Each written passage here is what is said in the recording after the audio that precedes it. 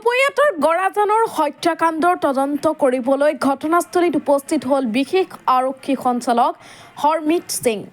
গৰাজানৰ গণুদৰ চৰকাৰৰ ঘৰত ভিতৰতে 4জনকৈ লোকক দুৰ্বৃত্তই ডিঙি কাটি হত্যা কৰিছিল। আজি 3 দিন উকলি যোৱাৰ পিছতো ওলাব পৰা নাই এজনো হত্যাকাৰীক। ইতিমধ্যে আৰক্ষী আৰু CIDৰ দলে তদন্ত অব্যাহত ৰাখিছে। পুনৰ নগাঁও আৰক্ষী অধীক্ষকক নতুনকৈ SIT গঠন কৰিবলৈ নিৰ্দেশ দিয়ে বিশেষ আৰক্ষী সঞ্চালক হৰমিত সিঙে। অতি মৰ্মান্তিক ঘটনা হৈছে, যাৰ বাবে অসম আৰক্ষীয়ে বিষয়টো এৰি নিদিয়ে।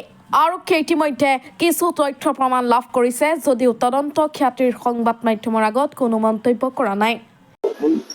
বহুতে এটা দৰ্দনাক ঘটনা হৈছে আৰু মই তদন্ত চাবলৈ আহিছোঁ আৰু যিবিলাক ইনভেষ্টিগেশ্যনৰ কথাটো নকওঁ, বিকজ এতিয়া আমাৰ কেইটামান লিড আছে।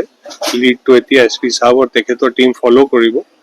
SP সাহেবক মই ৰিকুৱেষ্ট কৰিছোঁ এটা SIT বনাব, স্পেচিয়েল ইনভেষ্টিগেশ্যন টিম।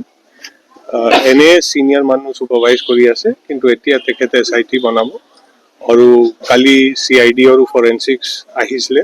এতিয়া ইয়াৰ পৰা যিমান প্ৰমাণ আছে লৈ গৈছে। এতিয়া ল্যাব ৰিপৰ্ট আহিব, ফৰেনচিক্সৰ ৰিপৰ্ট আহিব, ফিংগাৰপ্ৰিণ্টৰ ৰিপৰ্ট আহিব। তাৰ পৰা আমি যিটো আমাৰ সন্দেহ আছে বা আমাৰ মনত কথা আছে সেইটো ওলাব। চ' যেনেকৈ মই কৈছোঁ, এইটো বহুত দৰ্দনাক ঘটনা। এইটো সমাজত হ'ব নালাগে, কিন্তু কিবা কাৰণে হৈছে। এতিয়া কি হৈছে কি নাই এইটো গোটেই তদন্তত কথাটো ওলাব। মই আপোনাক তদন্তটো কৈ দিওঁ, তেতিয়া এইটো তদন্ত নহ'ব নহয়। চ' আপুনি কাইণ্ডলি পুলিচৰ কাম কৰিব দিয়ক, তেতিয়া গোটেই কথাটো খুলিব। অসম পুলিচ আপুনি জানে কেতিয়াই বস্তুটো এৰি নিদিয়ে। whatever has happened will come out, but এইটো কোৰ্টৰ কথা। চ' it would not be good যে আমাৰ কাৰণে এইটো চবৰ কাৰণে, ছ'চাইটিৰ কাৰণে ভাল নহ'ব যে এতিয়া আমি তদন্ত যিটো বেচিক ইনভেষ্টিগেশ্যন আছে এইটো ৰিভিল কৰাটো ভাল নহ'ব।